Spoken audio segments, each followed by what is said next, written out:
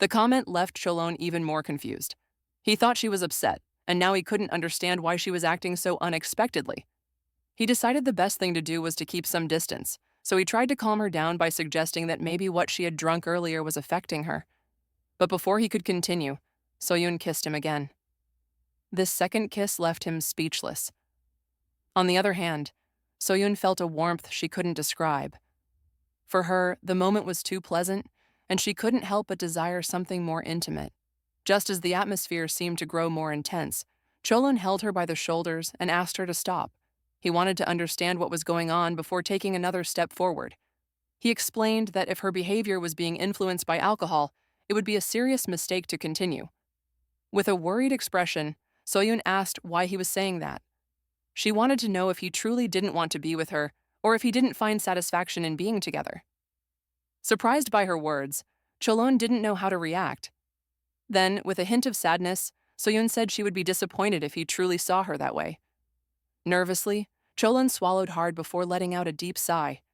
He explained that even though they weren't related by blood, he saw her as part of his family, and that's why he didn't think it would be right.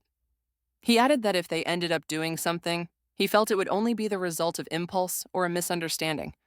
He made it clear that he would always be willing to listen to her if something was wrong, no matter the detail, but that this wasn't the right path.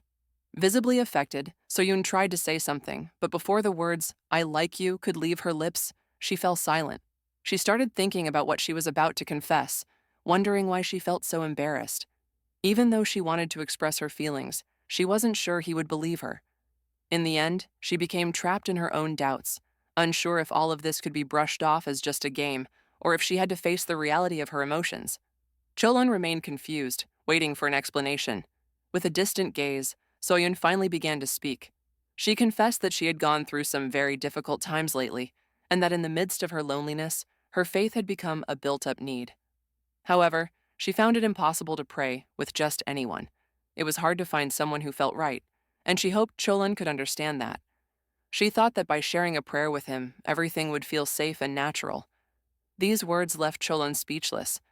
The atmosphere between them turned heavy, filled with a tension he couldn't ignore. Inside, Soyun felt like she had ruined everything. She was sure he saw her as completely irrational and began to regret not staying quiet. Meanwhile, Cheolyeon covered his mouth, trying to process what he had just heard.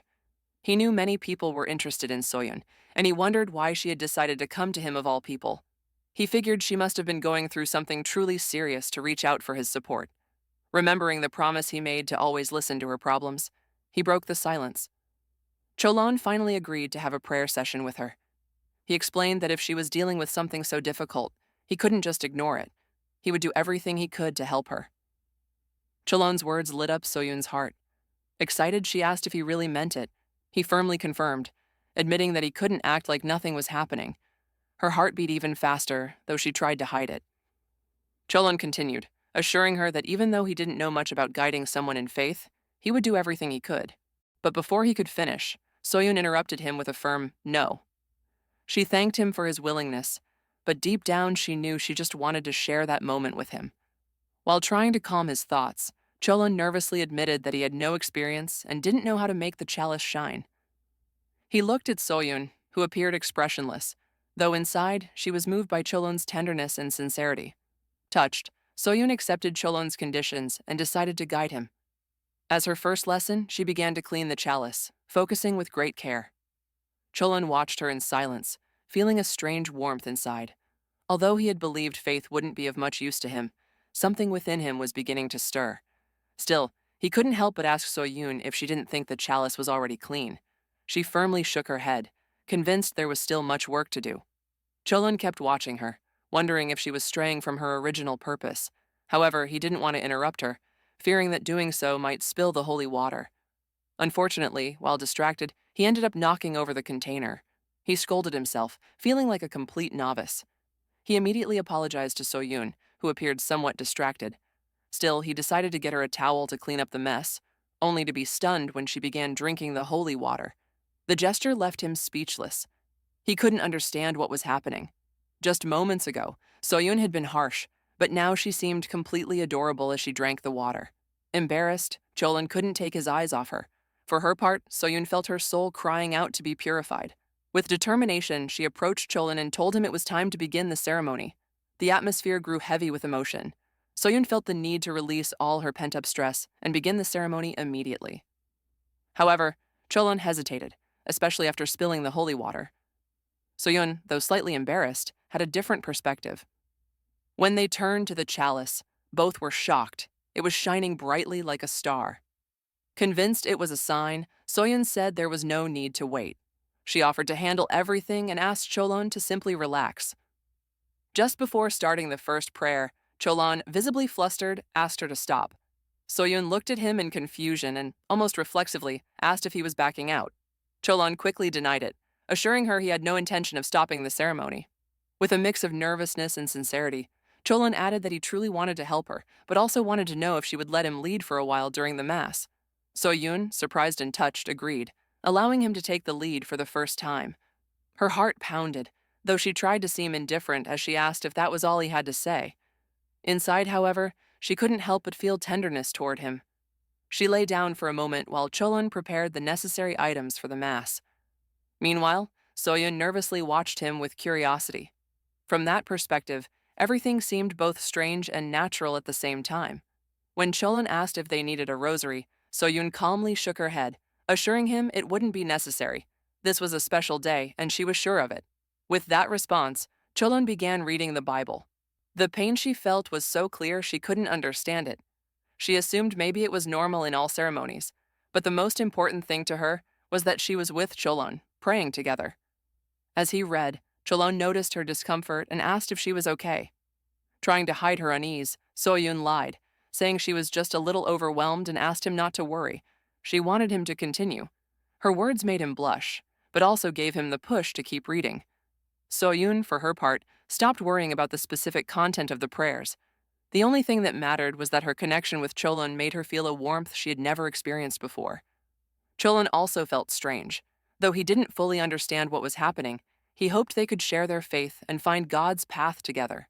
Suddenly, Soyeon interrupted him, visibly embarrassed, to ask if he also felt a similar peace when praying together. Cheolyeon, even more flustered, replied that yes, he did like it. This honest answer made Soyeon gently hold his face in her hands and praise him for being so sincere. However, when Cheolyeon curiously returned the question, Soyeon nervously tried to downplay it, replying with a slightly arrogant tone that it wasn't too bad. Despite her evasive attitude, Cheolyeon could tell that there was still something in her soul that needed to be purified. As Soyeon tried to boast about her experience in front of a beginner like him, Cheolyeon decided to speed up his reading of the Bible. This caught Soyeon's attention, and she asked why he was reading so quickly. Cheolyeon explained that he wanted to help her find her faith genuinely and forget about the problems that had brought her there. Cheolyeon's sincerity made Soyeon lower her head and shyly ask him to slow down, saying she felt more relaxed and peaceful with each prayer. As they continued, Soyeon noticed her mind going completely blank, unable to fully control her body. When she mentioned that she would go fetch more holy water, Cheolyeon insisted on doing it himself. However, in his clumsiness, he made a mess. They looked at each other in silence for a moment until Cheolyeon approached her with an unexpected proposal to continue the ceremony. Soyeon, confused but excited, accepted. As they prayed for her well-being, Soyeon thought that Cheolyeon's devotion was reaching unexpected levels. She, on the other hand, felt she couldn't keep up. Although she wanted to lead the ceremony, her body and mind seemed at their limit, as if she couldn't even utter a sound. Determined not to give up, Soyeon took the initiative. She closed her eyes and began to silently pray, picturing a small rabbit tenderly in her mind. Watching her, Cheolyeon felt slightly uneasy. Her focused expression seemed off. Wanting to help, he suggested a breathing technique he had learned. The suggestion confused Soyeon, who was just about to scold him, insisting she should be the one leading the mass. But she couldn't. The calm that came from the breathing technique completely disarmed her, leaving her in a state of pure peace. Seeing her so relaxed, Cheolyeon realized she might be exhausted. His intention had worked, and now they were both sharing a moment of genuine spiritual connection. Cheolyeon couldn't stop thinking about how different Soyeon looked. This aggressive girl now seemed adorable as she relaxed during the ceremony. Yet he still felt a sense of unease and decided to express his gratitude with a prayer to the Lord, hoping everything would get better. Despite this, Soyeon kept asking him to slow down, but Cheolyeon, immersed in his fervor, didn't seem to hear her. The situation frustrated Soyeon, who, in an attempt to get his attention, threatened to get angry if he kept ignoring her. Still, he continued the ceremony. Soyeon began to wonder if he had always been like this, or if the excitement of having his first mass had changed him. She even questioned whether Cheolyeon's devotion came from a deep transformation in his personality through faith. She recalled small details, like how she had never seen him play with Fifi at home, and concluded that maybe they needed to adjust the ceremony or the relaxation posture. But it was impossible to speak clearly. The prayers were taking effect, leaving her completely motionless. She noticed how close they were, and blushing, she covered her mouth, worried she was being too loud while reciting her prayers. Cheolyeon, noticing this, gently took her hands and moved them away, so he could hear her clearly. Surprised and embarrassed, Soyeon tried to stop him, but he ignored her words. Then, without warning, Cheolyeon kissed her. The gesture left her in shock.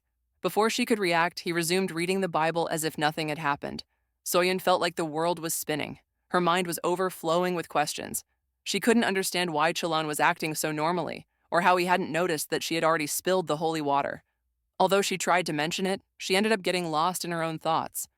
She wondered if it had really been a good idea to suggest the ceremony in the first place. She never expected him to act so impulsively. Despite feeling a little upset, she couldn't help but find it fascinating as she watched him hold her hands. She wondered if it might be better if he just hugged her instead. When she finally asked him to let go, he firmly refused, increasing her confusion. She should have been angry at his attitude, but she couldn't stop her heart from beating faster. Cheolyeon got up to fetch more holy water. After purifying it again, the ceremony finally came to an end. Soyeon, still tingling from the purification, sighed in relief. However, she couldn't stop wondering if Cheolyeon had truly found the path to God. He, in turn, came too close to her, making Soyeon look at him in confusion. Seeing the Bible in his hand, she thought he wanted to continue the ceremony, but quickly stopped him, asking for a break. Suddenly, a small scream echoed from the magical village, bringing the night to an end. The next morning, Soyeon appeared visibly upset. In front of her, Cheolyeon stood with his head lowered, unable to find the words to apologize. He knew that during the ceremony he had lost control, letting his enthusiasm take over. Soyeon scolded him, reminding him that just because she had suggested the Mass didn't mean he could act so recklessly. She criticized him for reading the Bible non-stop, ignoring her attempts to stop him, even mentioning how he had held her hands without letting go, and how the ceremony had been so rushed she could barely breathe. Cheolyeon listened in silence, his face completely red as she pointed at him. But then something unexpected happened. Still blushing, Soyeon told him that if she ever brought up the idea of another ceremony, they would do it again. Cheolyeon was surprised and confused. He didn't know how to respond. In his mind, he felt like he couldn't say no. Even though the idea of repeating the experience felt strange, he couldn't deny how special it had been. His thoughts were interrupted by Soyeon, who, noticing his distraction, asked if he hadn't enjoyed the ceremony.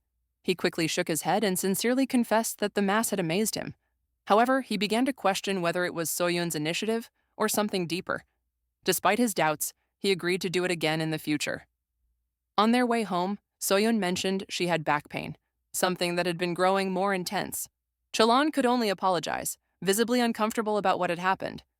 Soyeon noticed his demeanor and smacked him lightly on the back.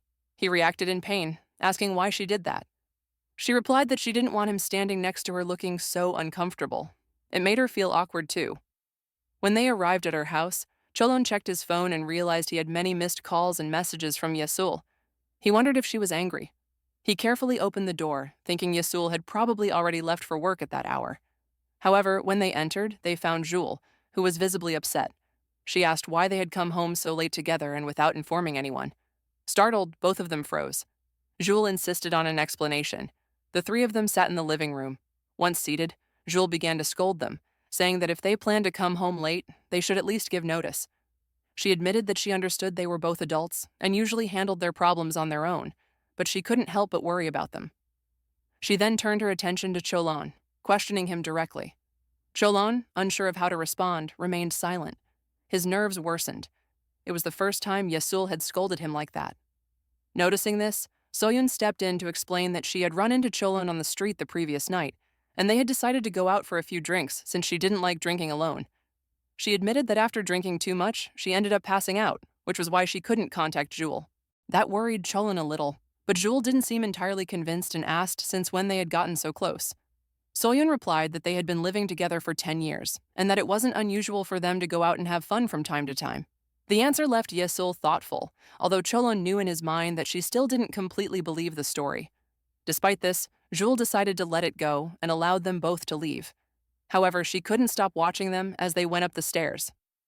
Cheolyeon felt relieved that the situation was over, but Soyeon, somewhat frustrated, asked why he was so bad at lying. Then she added that, despite everything, he did a good job covering for her and that she expected a thank you. Cheolyeon could only look at her with concern. Once in his room, he couldn't stop thinking about how strange the situation was, especially since he really had shared a mass with his Nuna. He didn't know what would happen if anyone found out, so he decided to stay out of sight for a while.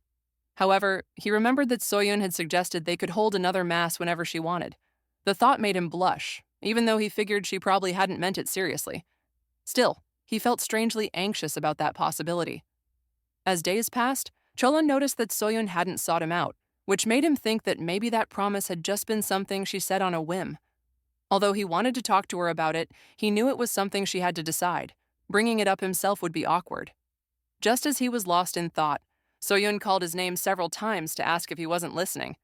Cheolyeon apologized, explaining that he had been distracted. Amused, she teased him, implying he was thinking about something naughty, which made him blush. Seeing his reaction, Soyeon began to doubt if he had really been thinking about her. Cheolyeon thought that since she had brought it up, it might be a good time to talk about the promise. However, Juul suddenly appeared and asked what they were doing together. This made Cheolyeon panic, and he quickly said it was nothing, that he was just heading to work. His reaction confused both women, as it was oddly defensive. As he left, Cheolyeon felt like he was losing his mind. He didn't know what he was thinking. He figured that if Soyeon really needed to talk, she would do so that night. Later, as he was heading to his room, Soyeon stopped him, saying she needed to speak with him for a moment. This intrigued him, but she wanted to know what he had meant to say earlier, especially about the promise they had made last time. Cheolyeon noticed Juul was nearby listening, so he improvised, saying he remembered an urgent errand. Although Soyeon tried to stop him, Cheolyeon didn't understand why she brought up that topic with Juul so close.